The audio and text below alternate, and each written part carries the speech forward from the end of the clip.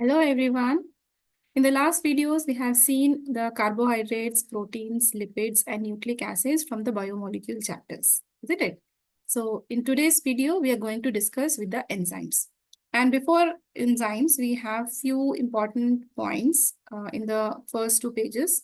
That is from concept of metabolism and from the living state. So first we'll go through with those important points and then we'll start with the enzymes. So in the concept of metabolism topic, you have to remember, three important points are there. First, you have to remember something called turnover. Then we'll discuss the metabolism, and then we have to discuss about the ATP molecule. Here. So if you talk about the turnover, the term turnover, what happens is in our body, we have thousands and thousands of chemical reactions going on, isn't it? So in a chemical reaction, usually the substrate will get converted into product. Now this product again will get converted into some other products. So like this, what happens? One biomolecule, when it is getting converted to another form, again to another form, that property is called turnover. So if you go through the statement here, property of biomolecules where they are constantly changing from one molecule to another molecules is called turnover. Okay, so this is the first word you have to remember. The next word is metabolism. Metabolism is nothing but the sum of all the chemical reactions. Whatever is going on in our body is called metabolism. I said we have thousands of chemical reactions going on. So the total thousand, whatever we have, that will be called as metabolism. Metabolism is again of two types, anabolism and catabolism. I hope many of you know the meaning of this. Anabolism, ana means what? Synthesizing. So from a smaller molecules, if we are getting a complex molecule, then such a process, we call it as anabolism. Example will be acetic acid will be involved in the synthesis of cholesterol. Now, cholesterol. If you remember the structure of cholesterol, we have read in lipids topic, isn't it? That is a very complex structure, but we made it very easy, isn't it? So here, cholesterol, which is a complex structure, will be formed from a simple structure called acetic acid. So this process, we call it as anabolism. On the other hand, if we have a complex molecule, from a complex molecule, if you are breaking this molecule to form a smaller molecule, then such process, we call it as catabolic reactions or catabolism. Example, if you talk, we have, say, glucose getting converted into lactic acid. So glucose is a bigger molecule and it is getting converted into lactic acid. Clear? So this is about the metabolism. Two types, anabolism and catabolism. Now the third term here is, the third word is ATP. I hope everyone knows the full form of ATP. It is adenosine triphosphate. Now, can you tell me what is this ATP molecule? Is it a lipid, a nucleic acid, or a nucleotide, or a protein? Can you tell me by looking this term adenosine triphosphate? Those who have read the nucleic acid can easily tell, isn't it? This is what? A nucleotide. Because nucleotide, as we have done already, is made up of three components. What is that? Phosphate, a sugar, and a nitrogen base, isn't it? When nitrogen base is combining with a sugar plus nitrogen base, we get what? Nucleoside. So adenosine here is a nucleoside. And when this nucleoside will combine, is combining with a phosphate. So nucleoside plus phosphate gives what? Nucleotide. Please remember ATP molecule is a nucleotide. And in turn, what is nucleotide? It is a monomer of nucleic acid, whether it is DNA or RNA. Clear? All right. So ATP, apart from this full form and the nucleotide. So this question usually they can ask. They have asked actually. ATP is in the options. They'll mention lipid, protein, then nucleotide, or some other molecule. So answer will be nucleotide. Clear? Now we are going to discuss that how come we are able to get energy from the ATP. As you all know that ATP is the energy currency, isn't it? Whenever we require the energy in our body, we utilize the ATP molecule. So how come ATP is giving the energy? If you go through the structure of ATP, adenosine triphosphate, let me draw the structure here. Say this is the ribose sugar. I am drawing the sugar, which is nothing but the pentose sugar, C1, C2, C3, C4, and the fifth carbon here.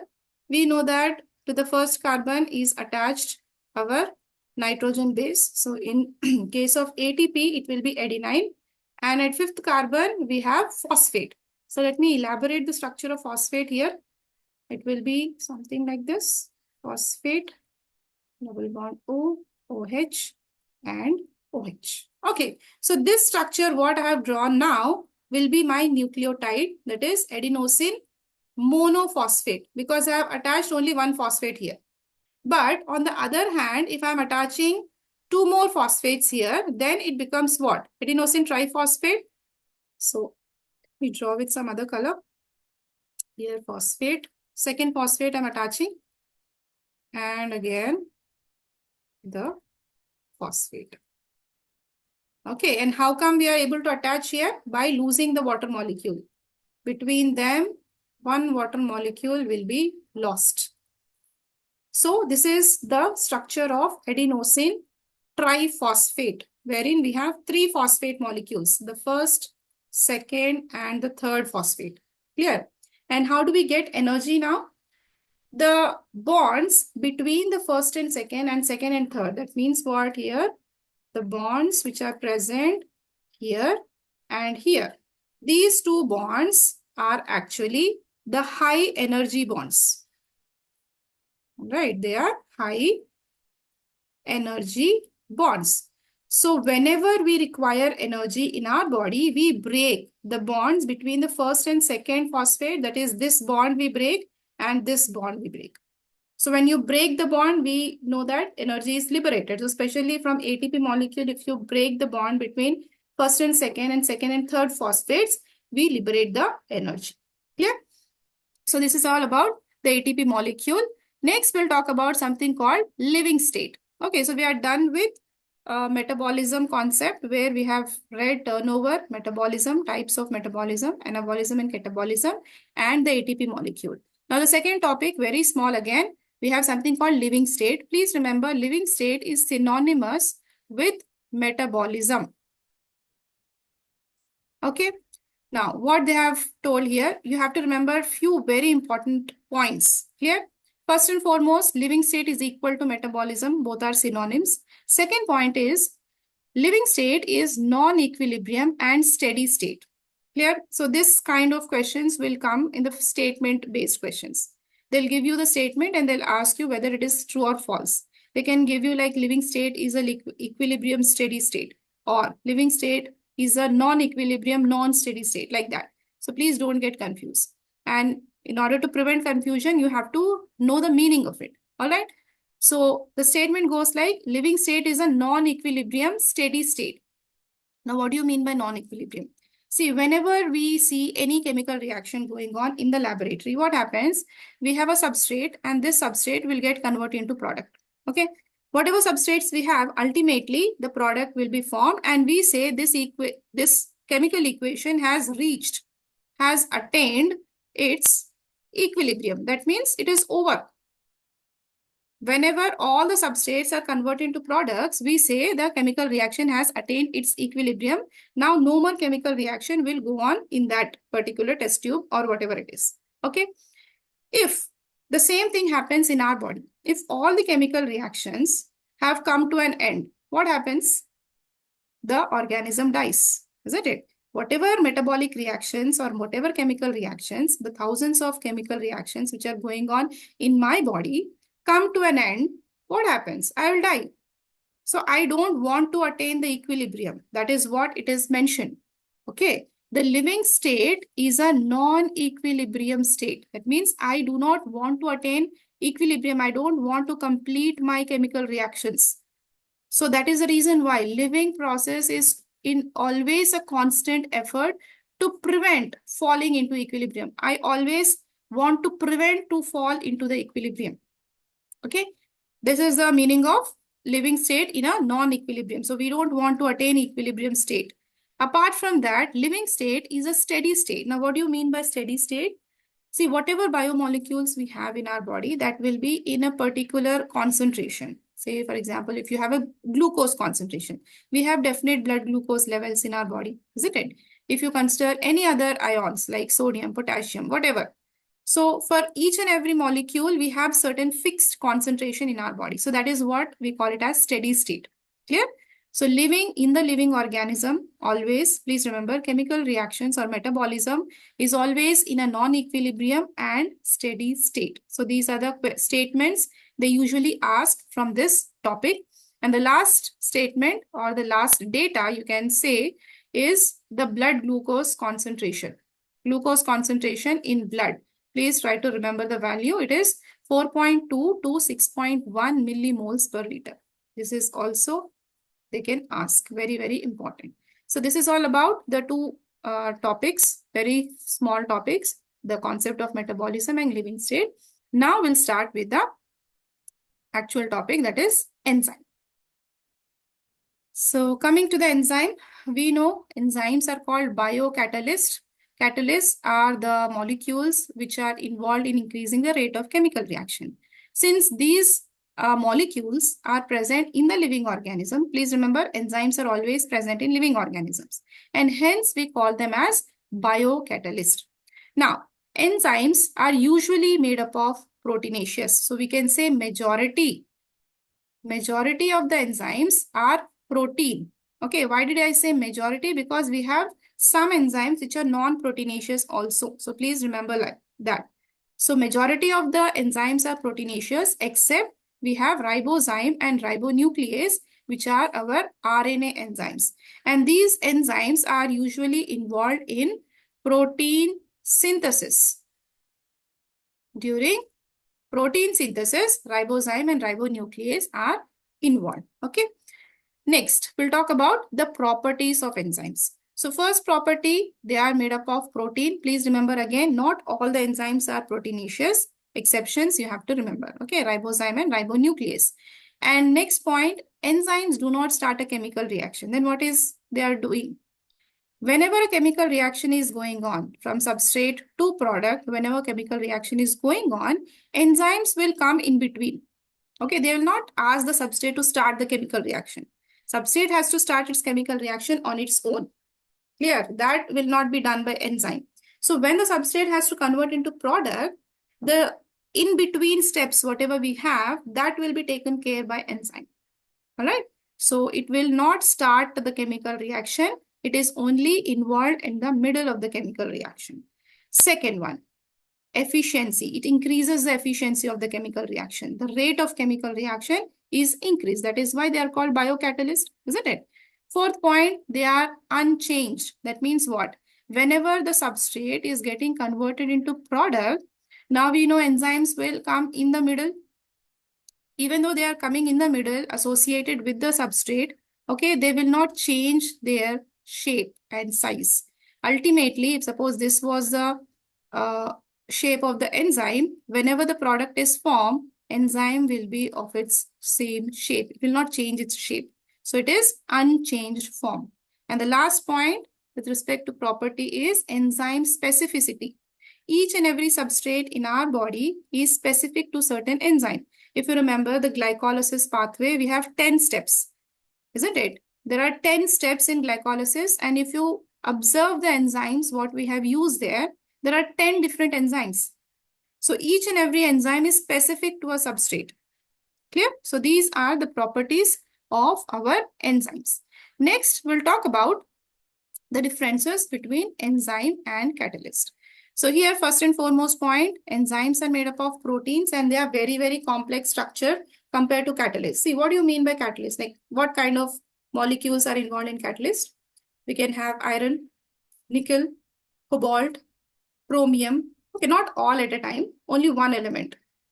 Now, if you consider one element with a structure of enzyme, it is very different. All right, enzyme structure is complex because it is made up of protein plus some other molecules. Clear?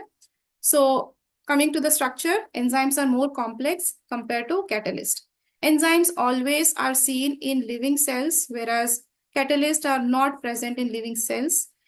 Enzymes, very, very important point, they get damaged at high temperature. If you increase the temperature at more than 40 degrees Celsius, enzymes will destroy. Or the protein which is present in the enzyme will get destroyed. As a result, enzyme cannot work properly. Clear? On the other hand, the inorganic substance, since catalysts are all inorganic, when you increase the temperature, the efficiency of the catalyst will increase. Clear? So this is a difference. Apart from that, if you compare both catalyst and the enzymes put together, enzymes are highly efficient compared to the catalyst. Clear? So these are the 4 differences between your enzymes and catalyst. Next, we'll try to understand what are the chemical reactions and what is the rate of chemical reaction, all those things.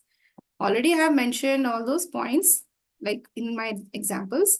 So whenever you consider any chemical reactions, we have something called a substrate and a product. So what happens in a chemical reaction? The substrate will convert into product. Okay, this is called chemical reaction. And if you talk about the rate of chemical reaction here, we have a formula. The amount of product formed per unit time, say per unit time, then that we consider as rate of chemical reaction. Say for example, we have 400 molecules of products formed per 1 second. So this will be the rate of chemical reaction. Okay. Next, we'll talk about the importance of enzymes. See, we are going to discuss the enzymes in detail now. Till now, we have discussed the properties.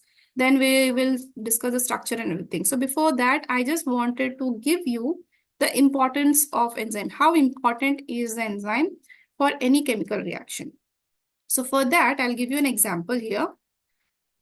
See, we have an equation wherein carbon dioxide reacts with water. It is actually mixing in the water to form carbonic acid. Okay, this is a simple reaction which takes place in our blood or in the lungs. Sorry, not in the lungs, in the cell. Okay, in the blood we can see. So what happens here?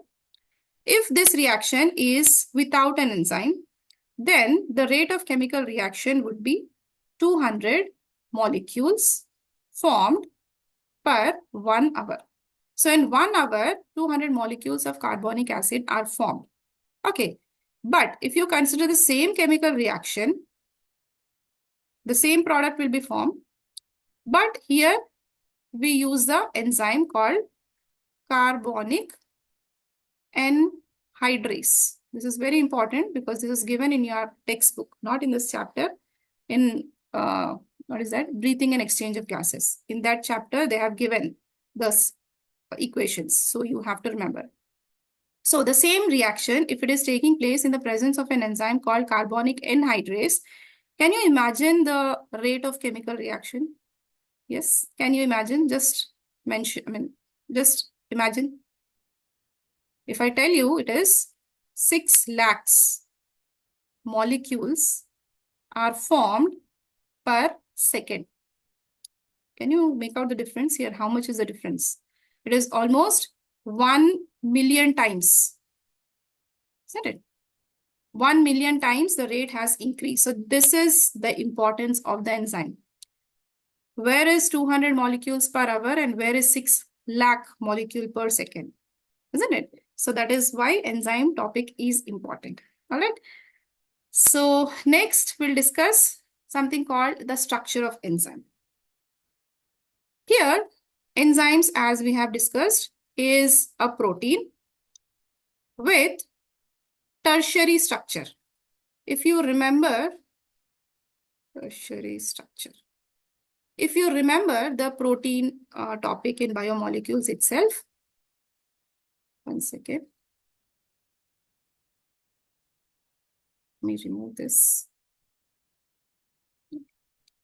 So if you remember the protein structure, we have read the primary, secondary, tertiary, and quaternary structures of the proteins, isn't it? So in that, the tertiary structure of the protein will form the enzyme. Clear? Now, why only tertiary structure? So again, you have to just recollect the structure of tertiary structure protein. What happens there in tertiary structure? We have a primary structure, which is the linear arrangement of amino acids. Then we can have the secondary structure, the helical one or the zigzag one. And then these helicals or the zigzag ones, the pleated one, they will again fold on their own, fold around it structure, and then we get something like this, a woolen ball, okay, with 3D dimension. So this structure of protein will be for the enzyme. Okay, so please remember enzymes are the proteins with tertiary structure. Now, why only tertiary structure? Because in the tertiary structure, we have something called crevices. Say these are the crevices we have, or crevices, or these crevices, please check the spelling, I'm not sure, crevices, or they are otherwise called as pockets. Okay, so these pockets or crevices which are formed in the tertiary structure of an enzyme will provide a site for the substrate to attach. And this site where the substrate is going to attach, we call that site as the active site. So this is important here. Only tertiary structure of the protein can give a certain site for the substrate to bind with it. And that site, we call it as active site. Clear? So substrate can get converted into product. The rate will be increased by enzyme, and this is possible only when the substrate is in collaboration with the enzyme. See, substrate is here, enzyme is here, both of them are far apart from each other. Enzyme cannot help the substrate to get converted into product. Both of them have to be associated with it. All right, and this association is seen in the active sites. Clear?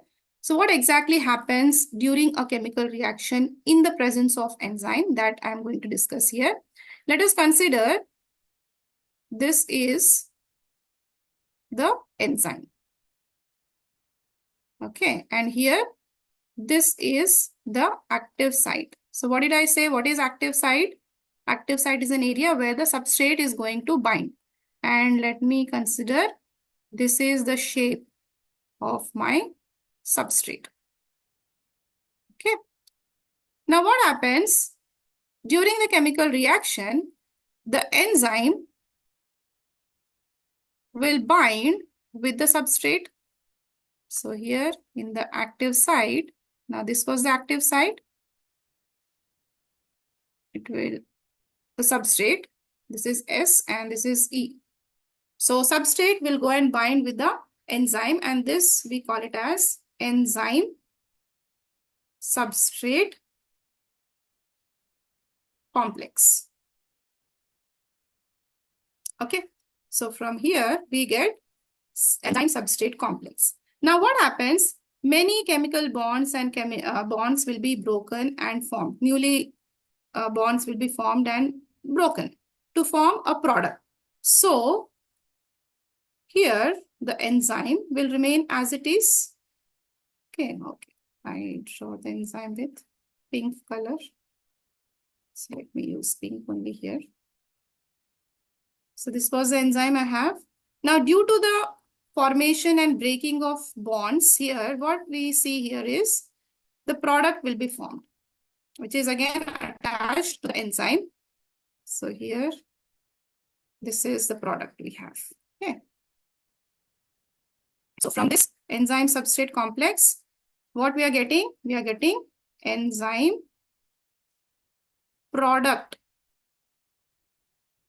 complex. Bring it up.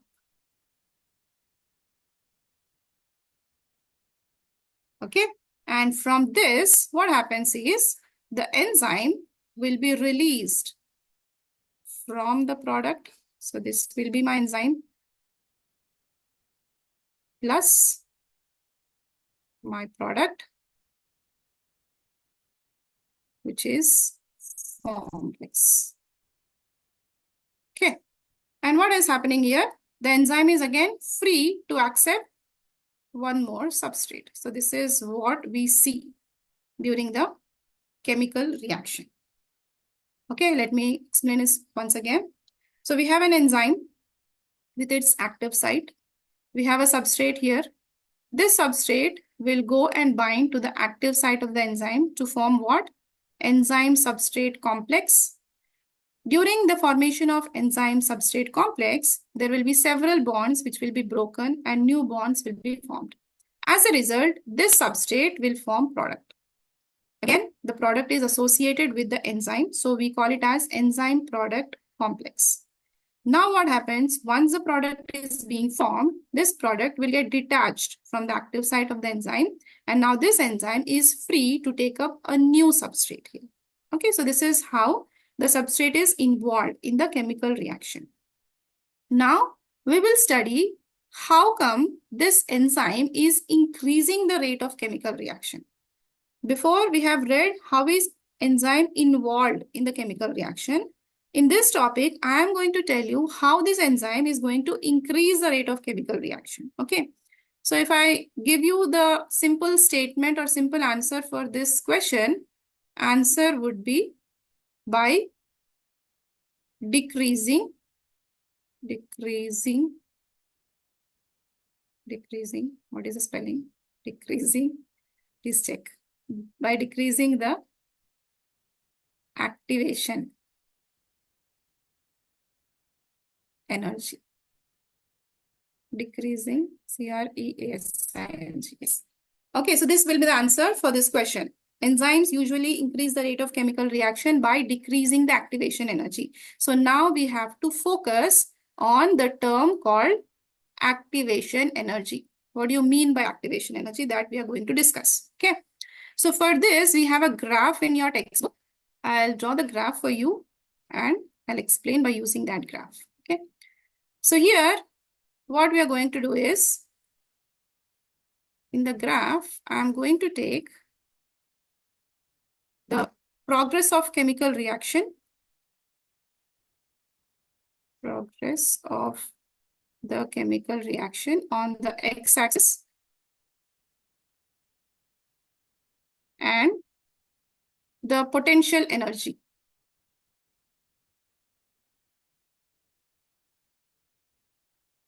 on the y-axis. Clear? So these are the components I've taken on x and y-axis. Now, you have to remember that whatever molecules we have on this earth, each and every molecule will have certain energy in it. There is no molecule with zero as its energy, or we can say potential energy. Okay. So on this y-axis, so we know that chemical reaction has got substrate to product. This is what we see in a chemical reaction. Okay. So now I'm going to discuss the potential energy of substrate and then we'll talk about the potential energy of products. So just now I told in this graph, if you consider zero, at this point, potential energy is zero.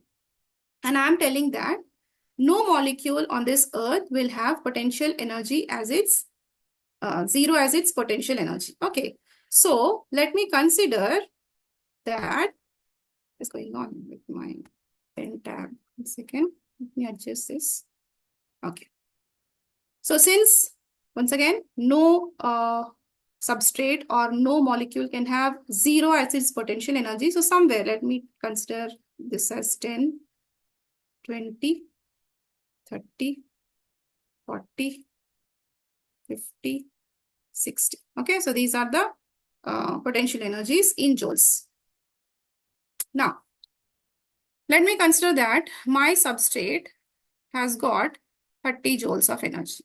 I'm starting a substrate with 30 joules of energy. Please listen, this is very, very important from exam point of view. This graph is there in your textbook and many students will not be able to understand this graph. So please pay attention here. So we have a substrate with 30 joules of energy. Already it has got 30 joules. Now this substrate is inert. Inert means taking rest. See, when you consider any molecule, that molecule on itself will not get converted into product. Okay, there should be done. Something should be done to the substrate. Only then that substrate will get converted into product. We have a carbon dioxide. Okay, we have a water. You're mixing both of them. You're mixing them. That means you're doing something to get converted into carbonic acid, isn't it? So there should be done something for the substrate, or basically what we do is we actually give energy to the substrate. See, these substrates which already have got their certain potential energy, they are usually inert. That means they are very lazy. They'll not work. Okay, they are not actually interested in doing any work. So what happens? In order to make them to get converted into product, what we have to do is we have to give them certain additional energy. So here I'm giving additional energy to this substrate. Let us say I'm giving energy so that it will reach the 60 joules. Okay. So that this substrate is very, very unstable. It has reached to its unstable state. And once it reaches its unstable state, what happens? Slowly, it will start decreasing, or it will start losing its energy to decrease its potential energy. And then it will ultimately form the product. This is what happens. Once again, what happens? Any molecule, if you consider, it has got certain potential energy in it. Even though it has got certain energy in it, it is inert, it is lazy, it will not do its work. I mean, any work. It wants to be in rest. Even though you and I have energy in my body, always I can't teach, isn't it? I can't do work. Majority of the time, I want to take rest. Here, the same thing happens with the molecules. They will be in the rest, even though they have energy. When do you get, or when we can have the work, when we achieve the work from anyone? Only when you motivate them, only when you give energy to them, isn't it? So here, what happens? You have to give certain additional energy to this substrate so that it will attain its unstable condition. And from unstable condition, once it reaches its unstable condition, it will start losing its energy to form the product on its own. But till here, we have to provide additional energy. Clear? So now I'm using certain terms here. Please be careful with that. So this state where the substrate has reached, which is its unstable state, we call it as transition state. So from this state, the substrate will now start converting into product. Hence transition. Transition means what? Changing. Okay. And this transition state is very, very unstable state. Clear? And the energy, the additional energy which I have given to the substrate to reach its transition state. See, initially it was 30 joules. Substrate has got 30 joules. At transition, it is 60. So how much energy I have given to reach to 60? If I calculate here, say this is the line I have drawn. Now this is the additional energy which I have given, isn't it? How much is this? 60 minus 30. So it is 30 joules. Additionally, I have given to the substrate to reach its transition state. So this additional energy which I have given to the substrate to reach to its transition state, we call it as activation energy. Is the concept clear, please? Yes. So here, if you see what I have written here, how do the enzyme increase the rate of chemical reaction? I told by decreasing the activation energy. So now we know something called activation energy is there. Okay, I didn't complete my topic. So here I have explained what do you mean by activation energy. What is activation energy? In simple terms, if I say, what is activation energy? It is nothing but energy given to substrate to reach its transition state is called activation energy. Okay. Now in this graph, like whatever I have drawn till now, the activation energy which I have provided is without enzyme. So activation energy without enzyme. And I told enzymes will increase the rate of chemical reaction by decreasing the activation energy. So how, if enzymes are involved, what will they do? That we are going to see now. Okay. So the substrate remains same, the product remains same. Okay. What is enzyme doing there? substrate with 30 joules will get excited by getting the energy. Okay, in the presence of enzyme I'm talking. And again, it will form the product, something like this. So what happened now, this blue line, if you check, this is in the presence of enzyme. All right. So enzyme, in the presence of enzyme, the substrate requires only less amount of energy. Say it has reached only 40 joules, isn't it? The transition state, the substrate, what is it is attaining is at only 40 joules. That means we are providing only 10 joules extra to the substrate to reach its transition state in the presence of enzyme. Now, once it reaches its transition, again, it loses the energy to form the product. So basically what the enzyme is doing, it is decreasing the amount of activation energy required by the substrate to form the product. Okay. So this 10 joules, what we have is again the activation energy, but with the enzyme. Please remember this concept is very, very important from the exam point of view. Okay, what is the question they can ask?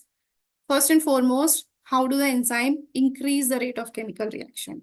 Simply, enzymes increase rate of chemical reaction by decreasing the activation energy. This can be asked, or else they can ask you the graph. Okay, say they'll just give you the lines here. On x-axis, they can ask what is that. On y-axis, you have to write the potential energy. And then the green line, what I have drawn is, the chemical reaction going on without the enzyme. And the blue line, what I have drawn is a chemical reaction going on with the enzyme, okay, in the presence of enzyme. Now, this line, what I have drawn, this one, is the activation energy. Okay, this is the transition state. So these are the things they will ask in the graph. They will ask you to label the graph. Clear? This is all about the concept of activation energy. I'll show you the graph which is given in your textbook. Okay, this is given in your textbook. So once again, potential energy on the y-axis, progress of reaction on the x-axis. The blue line what I have drawn is the chemical reaction without enzyme. This pink line is with enzyme. The yellow line which I have drawn is the activation energy without enzyme. So it requires more of energy here, isn't it? In our previous example, if you consider without enzyme, how much energy is required? 30 joules. With enzyme, only 10 joules. So we are basically saving 20 joules in our body. Okay. So here, again, the white line what I have drawn here is the activation energy with enzyme. So this is what they can ask from this diagram. This point is transition state. This is potential energy here. This is progress of reaction. This is activation energy without enzyme. And this is the activation energy with enzyme. Here will be the substrate and here will be the product. Okay. That's it. This is all about the concept of activation energy. Next, we will talk about the types of chemical reaction. So based on that graph, they can ask you in the exam, which of the following graph shows exothermic type of chemical reaction or endothermic. Okay, so I'll give you some simple logic here. So if you consider this graph, substrate, now this is potential energy we have, isn't it? And this is the potential energy of product. So here we have potential energy of substrate and this will be the potential energy of the product. Clear? Now, if this is the graph wherein the potential energy of substrate is more than the product, that means substrate has lost the energy to reach the product. So whenever substrate is losing energy to form the product, what is that type of an reaction? Exothermic, isn't it? Substrate will have more potential energy compared to product. Product will have less. So more to less. Okay. Similarly, if you talk about endothermic, now here also, what happens? Substrate will have the potential energy, but it will be less than the product. Okay, so substrate is taking the additional energy which we have produced. After taking that additional energy, it is reaching to the transition state and again it is losing the energy. It will not lose more and more energy than, less, more than substrate. So for example, substrate, we have 30 joules. Product will not attain less than 30 joules. It can be 40 joules. So product's potential energy will be more than substrate. Then such reactions, we call it as endothermic reaction. So simply they can ask you, they will give you the graph like this and they will ask you which of the following is exothermic or endothermic. So please remember, substrate, if it has got more potential energy than product, it will be exothermic. If substrate's energy is less than the product, then it will be endothermic chemical reactions. Next, we'll discuss the factors affecting chemical activities. So here we have three factors: temperature, pH, and the substrate concentration. First, we'll talk about temperature. What happens in temperature? Let me draw the graph and then explain. I'm taking X and Y axis. On the X axis, I'm taking the temperature. And on the Y axis, I'm taking the rate of reaction. So what happens initially when the temperature is very, very less? Okay, say for example, somewhere here, when the temperature is very, very less, the rate of chemical reaction is also slow. As you increase the rate of chemical temperature, as you increase the temperature, the rate of chemical reaction increases, that we know. But once it reaches a fixed point, the rate of chemical reaction will be maximum. Okay. After that, again, if you are going to increase the temperature, what happens? The chemical reaction rate will decrease like this. So this is about the temperature. All right. Initially, when the temperature is less, the rate of chemical reaction is also less. As you are giving more and more temperature, when you're increasing the temperature, the rate of chemical reaction will reach up to a certain extent. Okay, so this temperature, so if you draw a line here perpendicular to this, so this temperature is considered as the optimum temperature. So please remember, the rate of chemical reaction will be maximum. Here it is maximum rate when it reaches the optimum temperature. After optimum temperature, if you are increasing the temperature, the rate will again decrease and ultimately the rate can stop because the enzyme will get degenerated. We have read now properties of enzyme. At higher temperature, the rate will decrease because the proteins which are present in the enzyme will get destroyed. Okay. Now, one more point with respect to temperature is, my question for this is, are all the enzymes, if you consider an organism, let us say this is an organism. Now, this is what they ask the questions. In a single organism, do all the enzymes work at same temperature? Say, for example, we have human. Okay, whatever we have enzyme like A, then B, C, all these are what? My enzymes. Are all these enzymes working at the same temperature? Work at same temperature, or do they require different temperatures to work? Answer is yes. Okay, they all work at same temperature. Yes.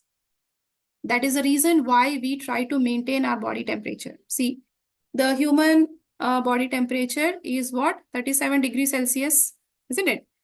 We try to maintain the 37 degrees Celsius all the time because our enzymes work at optimum level only at 37 degrees Celsius. If this is less or more, the efficiency of the enzyme will decrease in our body. So that is the importance of maintaining body temperature inside our body. Clear? Similarly, if you consider any archaebacteria at higher temperature, for example, Thermus aquaticus.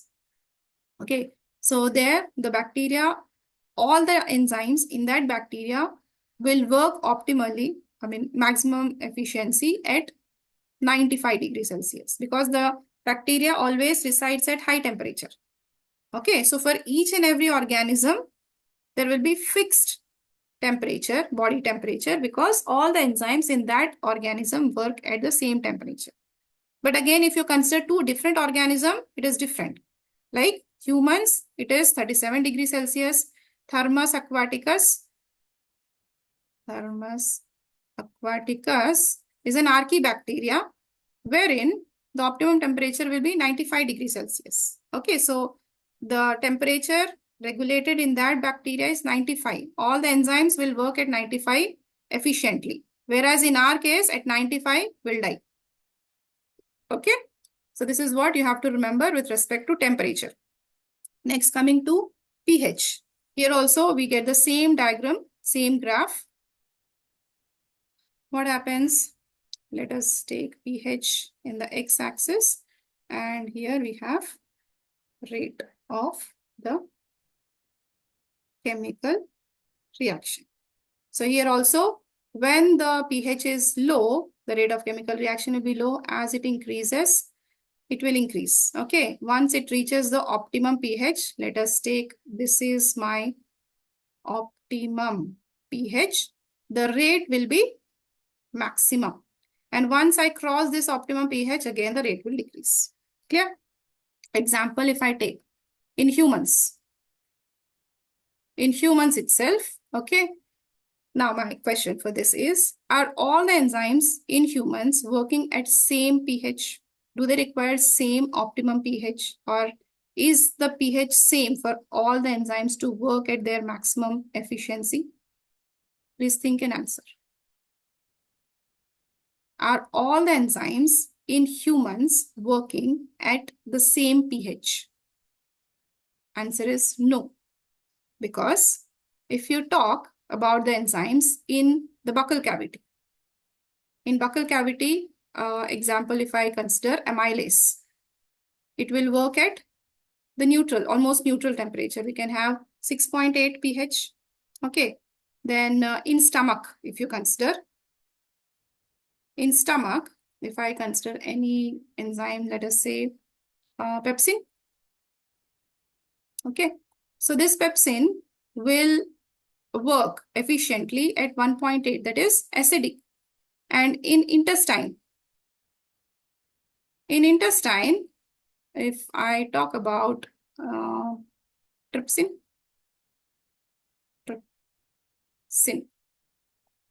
it will work at alkaline pH, 7.8.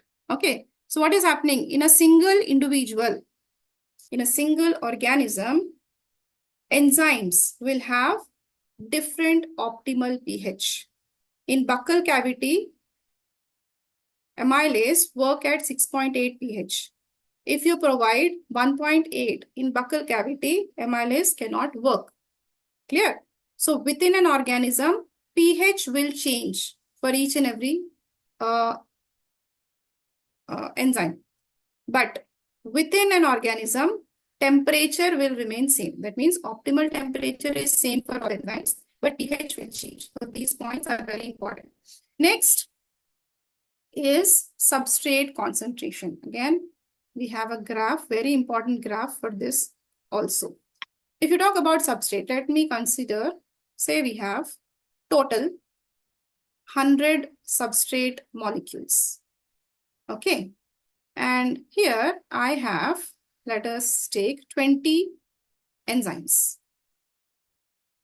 Clear? I'm starting with 100 substrate and I have 20 enzyme molecules with me.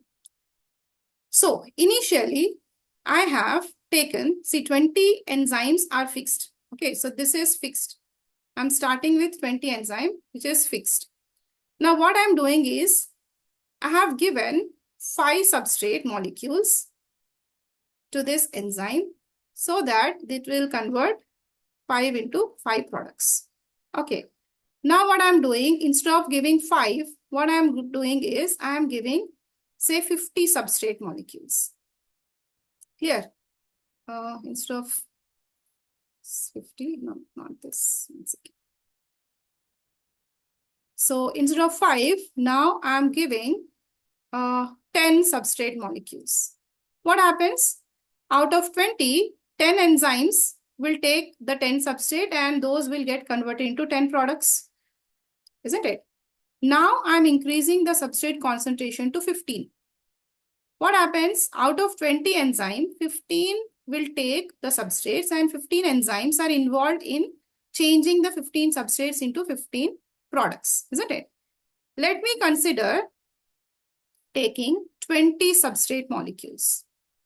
So at 20 substrate molecules, what is happening? All the 20 enzymes are taking this 20 substrate and they are converting this 20 into 20 products. Clear? Now, if I'm increasing this 20 substrate to 50 substrates, okay, the enzymes I have kept same, 20 enzymes only, but I have increasing the substrate concentration. So what happens? Even though I'm taking more substrate, but there is no more enzyme to take up this 50. Only 20 enzymes will be there to convert them into products. Am I clear with this? Okay, so if I plot a graph for this, what kind of graph I'm getting? Say this is X and this is Y, okay? And the X, I'm taking the substrate concentration. And on the Y-axis, I'm taking the rate of chemical reaction. So here, initially, when the substrate was 0, this is 0. When the substrate was 0, there was no substrate to go and bind with the enzyme. Clear? As I'm increasing the substrate concentration, what is happening to the rate of chemical reaction? It is also increasing now. Initially, I have 5 products which were formed, also 5, then 10, then 15, then 20. Okay. So once I have reached the 20, that means once I'm giving 20 substrate to 20 enzyme, that all the 20 enzymes are busy working with the substrate. Now, even though I'm increasing the concentration of substrate, it will not increase the rate of chemical reaction because no enzyme is left free there. So this is how we get the graph. Till 20, all the enzymes are saturated. So here this is the saturation point of the enzyme. Now, once you increase more than 20, let us say 30 I have given, still the rate of chemical reaction will not increase. So we have attained what? Vmax, maximum velocity of the chemical reaction we have attained at the concentration of 20 substrate. After that, even though you are increasing the concentration of substrate molecules, the rate will never increase because we don't have more active sites in the single enzyme. Okay, so this is what the substrate concentration is. And here in substrate concentration, we have to learn about another term called Km. So for that, see, this is Vmax here. On the y-axis, half of the Vmax. Let me consider this is the half, which is nothing but my Vmax by 2. Clear? Now, I am telling that at 20, I am getting maximum velocity. And I want to consider like at what concentration of the substrate the chemical reaction has attained half of the Vmax. That means half of the maximum velocity. So in order to find out the substrate concentration, what I can do is, now this is the rate of chemical reaction. I want to know the substrate concentration at what the Vmax is, isn't it? So let me just draw a perpendicular line like this. So here in this example, I'm getting something somewhere like 9 or 10. Okay, let me consider it as 10. So here, when the molecule of substrate is 10 molecules, okay, 10 molecules of substrate, I'm getting Vmax by 2. Am I clear? So here, what is happening at Vmax, at 20 molecules of substrate, the maximum velocity I'm attaining. At 10 molecules of the substrate, I'm attaining Vmax by 2. Clear? So this concentration of the substrate where I'm attaining Vmax by 2, we call it as Km. Km stands for Michaelis constant. And what is the importance of this Michaelis constant or Km? It will tell you the affinity of the enzyme with substrate. Clear? Km will tell you the affinity of the enzyme with substrate. Before that, What is Km? Please remember, Km is not equal to Vmax by 2. I have seen many students making mistake here. Let me write those points.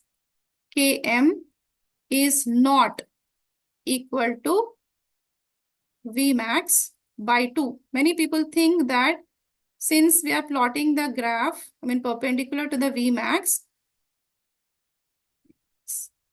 Km is equal to Vmax by 2. No, this is the first point you have to remember. Very, very important.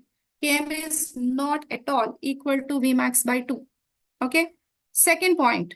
Then what is Km?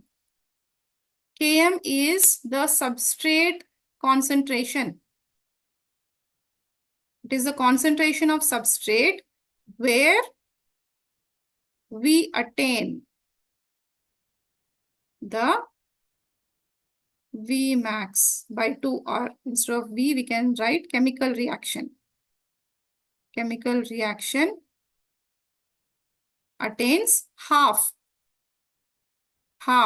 of the maximum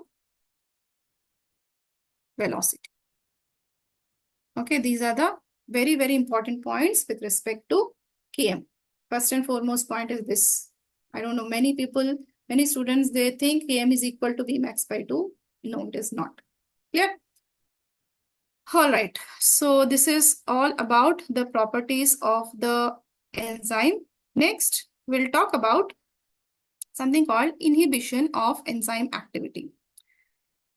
So here, coming to the inhibition of enzyme activity, certain enzymes will, act differently. So how is that? We are going to see. So first and foremost, what do you mean by inhibition of enzyme activity? Enzyme, when it is acting, there are certain molecules, let me write down, the molecules which decrease the activity of the enzyme. We call it as enzyme inhibition of enzyme activity. So molecules decreases the efficiency of the enzymes. Okay, that is called inhibition of enzyme activity. This is of two types, competitive and non-competitive. So if you talk about competitive inhibition, first we'll start with competitive. Competitive inhibition. So what happens in competitive? Let me take the enzyme here. This is enzyme with its active site. In competitive inhibition, if you go with this term, competitive, that means the substrate, see substrate is anyhow going and binding with the enzyme. This is the substrate I'm drawing. This will go and bind with the active site. This is our active site. Now, in case of competitive inhibition, what happens? There is a inhibitor, a molecule called inhibitor, whose shape will be almost similar to the substrate to go and bind with the active site. So this part also can go and bind with the active site, isn't it? So instead of this going and binding to the active site, what is happening here? This is going and binding to this. So we have what?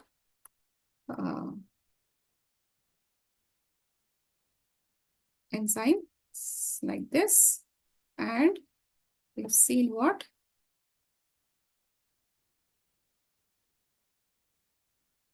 So pink, no? So like this. Okay, so here inhibitor. Inhibitor is competing with the substrate to bind with the enzyme at its active site. So this condition, we call it as competitive inhibition. It is simple to understand. Competition is going on between two things. One is substrate and the other is inhibitor. So instead of substrate, when inhibitor is going and attaching to the active site of the enzyme, we call it as competitive inhibition. So what happens to the Km value and the Vmax? This is again very, very important here, both in competitive and non-competitive. Please remember, Km will be, whenever the Km value is less, it is good for the enzyme as well as the substrate. So let me write that point somewhere here. Okay. So Km, as I have told, it will tell us the affinity of the enzyme towards the substrate. So less is happening. Less the Km, more is the affinity.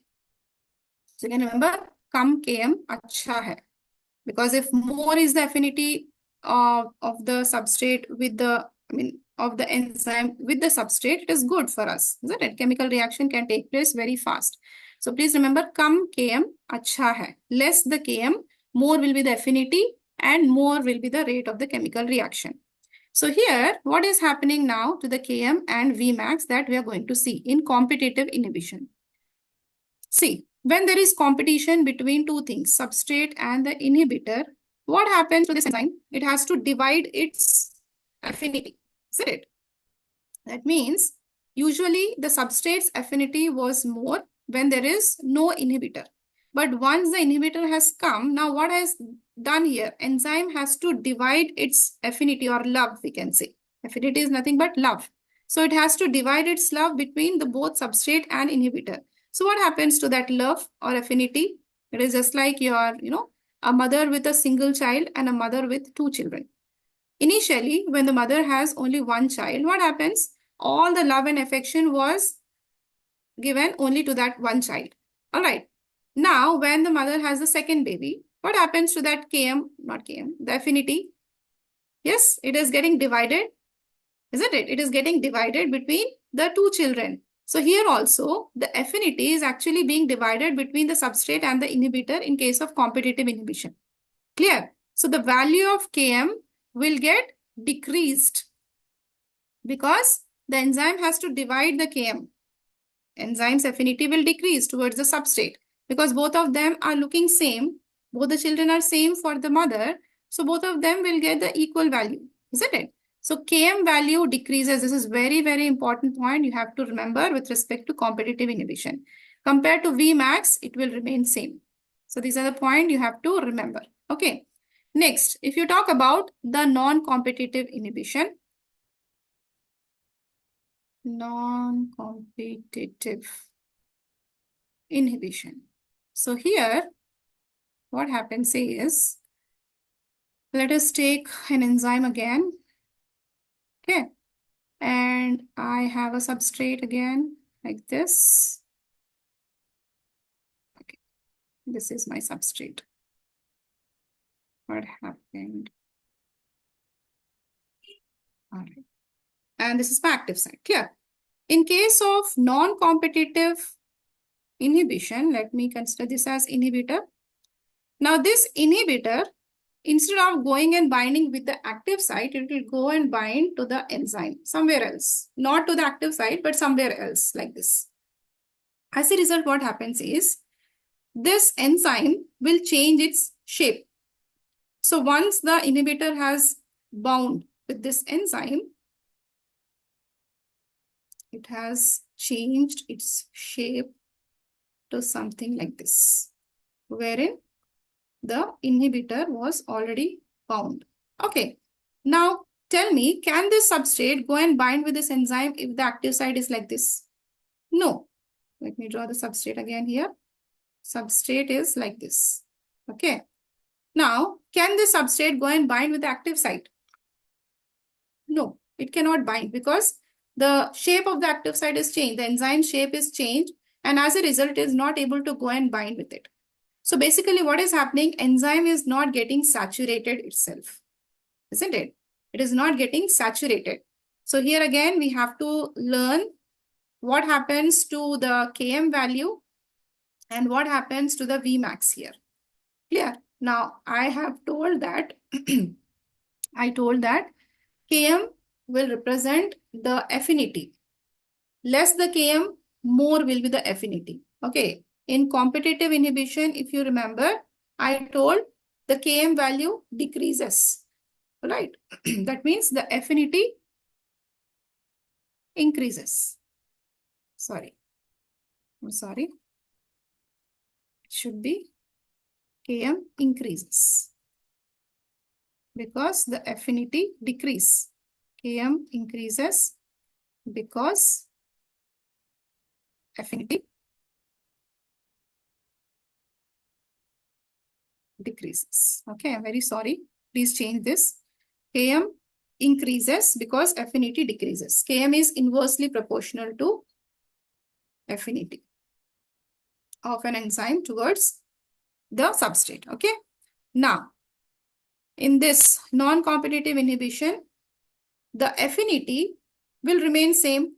Why affinity is remaining same here? Why the affinity remains same? See, the circumstances are different here, isn't it? If you consider the enzyme loves the substrate.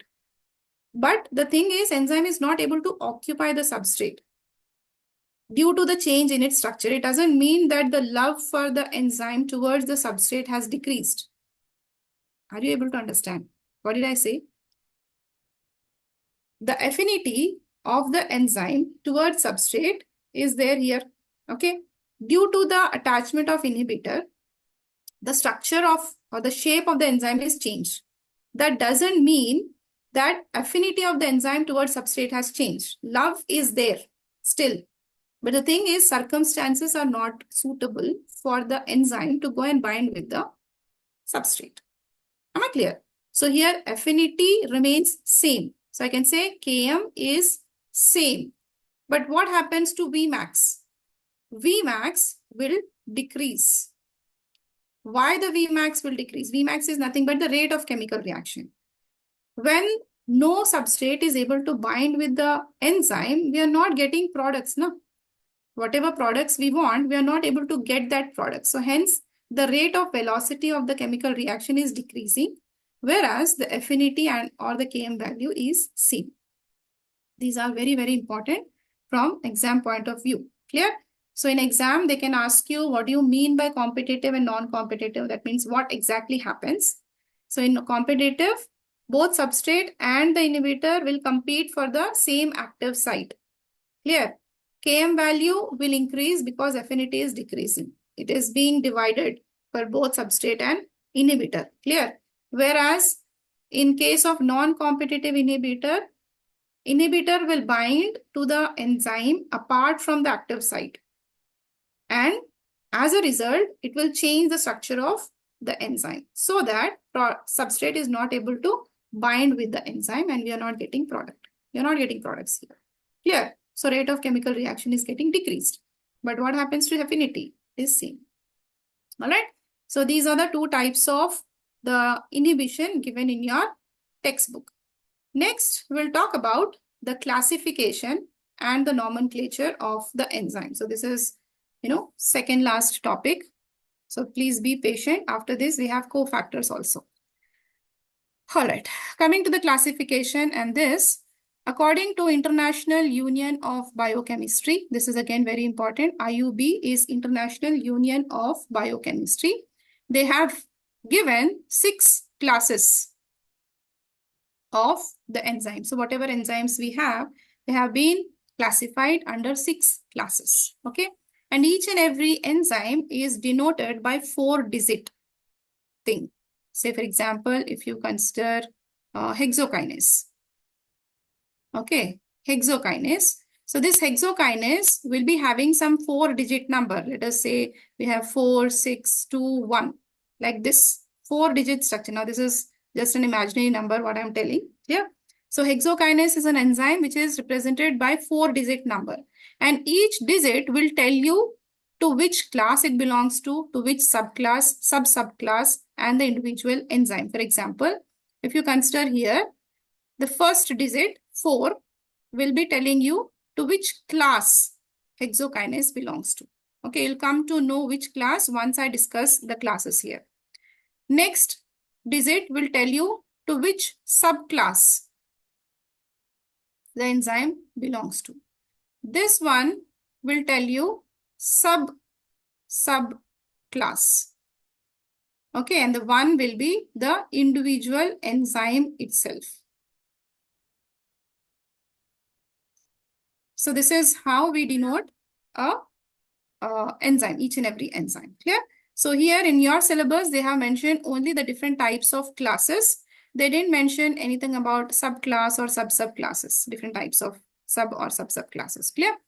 So we are going to discuss only the 6 classes which have been mentioned, and please try to remember in the order because order is important. If you remember the order of the 6 classes, only then you can name to which class this enzyme belongs to. Because if I have written 4 and randomly if you are trying to remember the 6 classes, now you cannot tell to which class it belongs to. Okay.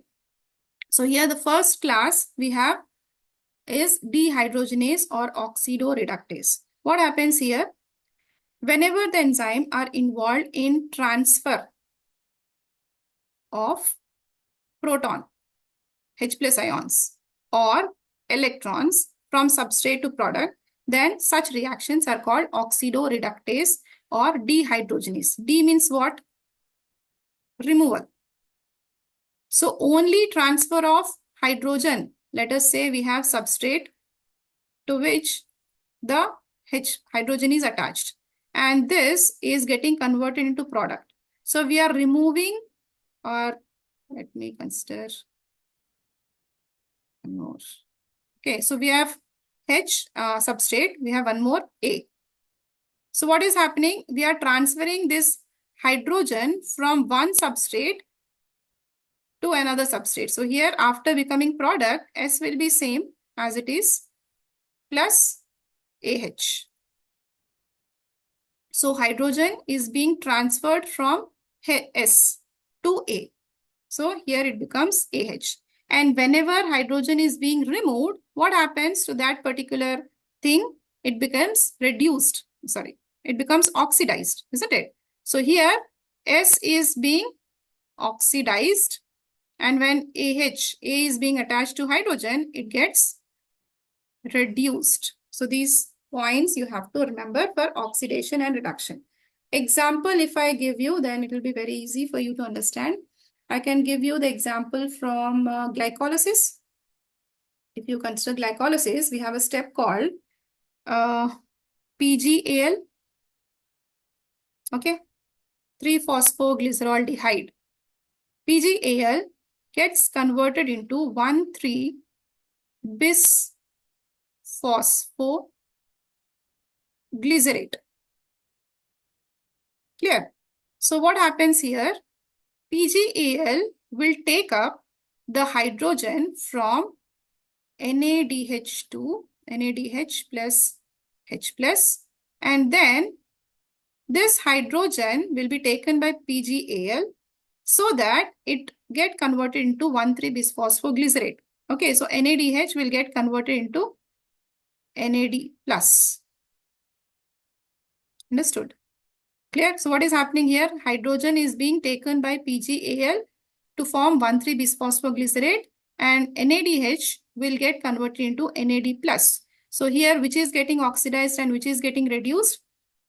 PGAL is getting reduced to form 1,3-bisphosphoglycerate. On the other hand, NADH is getting converted, or we can say NADH2 is getting oxidized to form NAD plus. Clear? So whenever we have NAD plus or NADH2, clear? NADPH. So these things, or FADH2. So there we use the term, the enzymes will be your dehydrogenase enzymes because they are involved in transfer of protons or electrons. Clear? The next class, the second class is called transferase. So here also we have something called transfer, but it will be transfer of any functional group except for hydrogen. Functional group except for hydrogen, because if it is transfer of hydrogen, again it will be dehydrogenase or oxidoreductase. Okay, so transfer of functional groups, it can be in the form of amine, an amino group, or a phosphate group can be transferred from one molecule to another molecule. For example, again, if I consider, we have say glucose. Okay, Now glucose will get converted into glucose 6-phosphate. So what is happening here? To this glucose, I am attaching a phosphate group, isn't it? And this phosphate group I am taking from ATP, adenosine triphosphate, which is getting converted into ADP. Clear? So this phosphate, one phosphate, I am taking from ATP and I am attaching to the glucose. As a result, the glucose gets converted into glucose 6-phosphate. And the enzyme here is kinase. So whenever we use ATP in the reaction, we use the term kinase. Clear? So what is happening here? Phosphate group is being transferred from ATP molecule to glucose to form glucose 6-phosphate and ADP. Clear? Please remember, transfer of any functional group except for protons will be considered as transferase. All right. Next comes hydrolase. Hydrolase are the enzymes which will break. They are involved in breaking the bonds. So they are basically involved in breaking the bonds in the presence of water. So whenever they break the bonds, presence of water, they require water. All right. And if I give you the examples, all our digestive enzymes like lipase, maltase, then we can have amylase. All right. All these digestive enzymes, whenever they are breaking, say for example, lipids, fatty, the triglycerides are broken down into monoglycerides or diglycerides. Okay. So their lipases will require water to break the bond. Clear? Say we have carbon and carbon bonds like this. Okay. And plus water is required to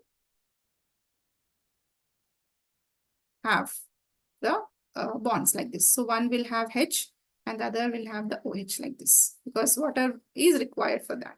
Clear? So this is about hydrolase, breaking of bonds in the presence of water. Next comes lyases, wherein this is also breaking of bonds, break bonds, but in the absence of water. Okay, so please don't get confused between hydrolysis and lyases. Hydra means what? Water. Like this you can remember. Hydro is water. So water is required to break the bond. Lyases, simply we just break the bonds without use of any water. Example, if you talk, we can have the fructose 1,6-bisphosphate. This you'll study in the glycolysis. Okay, for fructose 1,6-bisphosphate will get converted into PGAL and dihydroxyacetone phosphate, DHAP and PGAL, in the presence of an enzyme called aldolase. All right, so what is happening here? The carbon-carbon bonds. Now here fructose 6-phosphate is a 6-carbon compound and PGAL, whereas DHAP. Both of them are 3-carbon compounds. So 6-carbon compounds is being broken down into 3-carbon each, 2 molecules of 3-carbon each. Okay, so we are basically breaking the bonds here and this does not require any water molecule. So such examples will be called as lyases. Next comes your isomerase. In isomerase, what happens? Let us say I have A substrate and B substrate. On the A substrate, or instead of like this, let me give the proper example, standard example. Let me take the glucose 6-phosphate. Okay. And this glucose 6-phosphate is getting converted into fructose 6-phosphate. Now, what is the difference here? Glucose 6-phosphate is also 6-carbon molecule. Fructose 6-phosphate is also 6-carbon molecule. Okay. We have everything same. Everything is same. Number of carbons, number of hydrogens, number of oxygens, number of phosphates. Everything is same. Then what is the difference between G6P and F6P? The structure.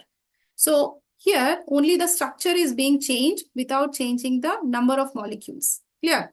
So here Such enzymes are called isomerases, which are involved in just simply changing the structure by maintaining the number of molecules or number of elements in a single molecule. Clear? Next, we have the last one, ligases. Ligases is involved in making the bonds. And very famous example for ligases is DNA ligase. DNA ligase is used to make the bonds, or we can say make the phosphoester bonds between the two nucleotides. When you want to attach the two nucleotides, we have to have the DNA ligase there. Okay. So this is all about the 6 classes of the enzymes. Again, very, very important.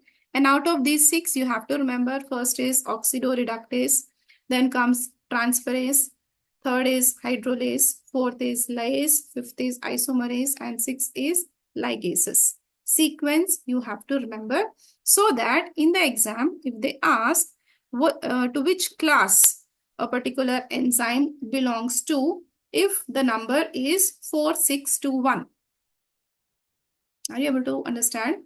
To which class the enzyme belongs to if the number of the enzyme is 4621. So what will be the answer here? 4 is nothing but our lyases. So this enzyme belongs to lyases, which breaks the bond without using a water molecule. Okay. So this is all about the classification and the nomenclature of the enzymes. Next, we'll talk about something called cofactors, which is the last topic of this chapter. Again, very, very important, even though this is the last topic, but trust me, definitely they'll ask the question from this topic. This is very important, okay? So, cofactor. Before that, we have to understand something with respect to enzyme. See, till now, we have been talking about enzyme as a protein. But if you consider the total structure, the entire structure, or we can say the complete structure of the enzyme, such structure, we call it as holo enzyme. Holo is W-H-O-L-E, this whole. Means the entire or complete, not the whole. Okay. So here, if suppose this is your enzyme and the complete enzyme talking. Okay. So this complete enzyme, which is holo enzyme, has got 2 parts. One is called apoenzyme and the other is cofactor. Till now, whatever we have been studying about the apoenzyme because apoenzyme is actually the protein part of the enzymes. Let us say this part, which I have shaded with the green, is the apoenzyme of the holo enzyme. Now we are left with this. So this will be our cofactor. Understood? And the apoenzyme, which is the protein part of the enzyme, can work only in the presence of a cofactor. If you remove this cofactor with this apoenzyme, we do not get holo enzyme, and that particular part, that is apoenzyme itself, cannot work as a enzyme or as a catalyst. Okay. So now we will talk about the second component of the holo enzyme, nothing but the cofactor. So you can remember like this, holo enzyme is equal to apoenzyme plus cofactor. With this equation, many questions can be asked. For example, they'll simply give you apoenzyme is made up of holo enzyme plus cofactor or holo enzyme minus cofactor, like that. Or the complete enzyme is called apoenzyme. Okay, so these are the statements they can frame. So please try to remember the equation here. Holo enzyme, which is the complete enzyme, is formed by a protein part called apo. You can remember apo, P for P. Apo, P, protein P. Here, and we are left with cofactor. So now we'll talk about the cofactor. Cofactor, which is attached to apoenzyme, can be of 3 types. What are they?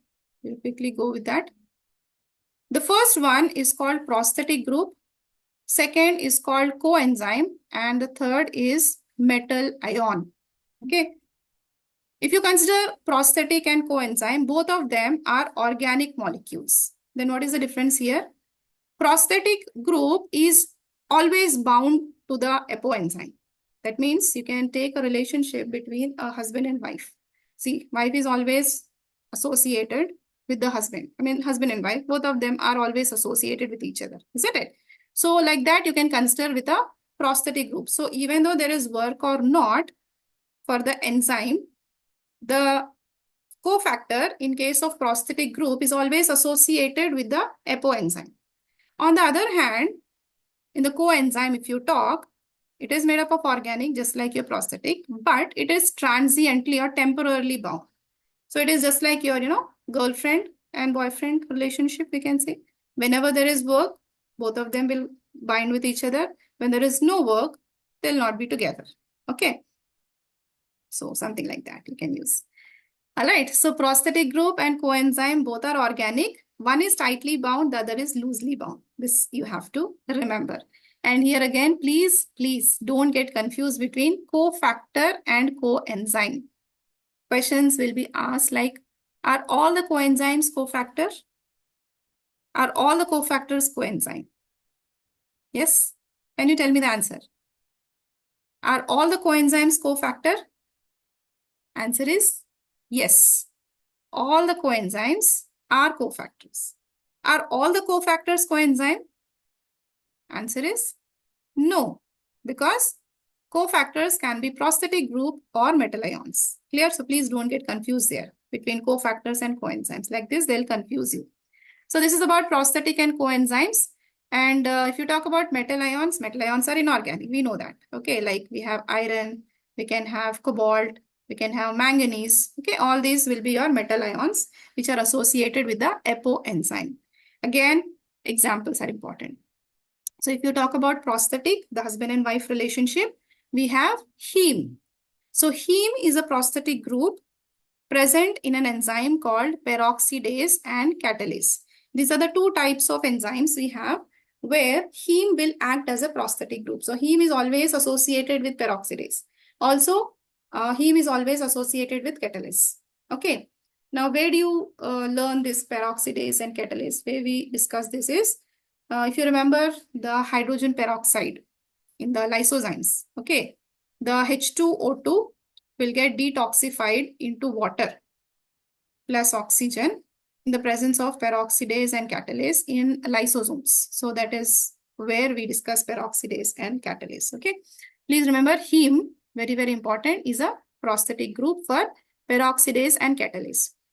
Next, coming to your coenzyme. Example will be vitamins, not only vitamin B3 or niacin.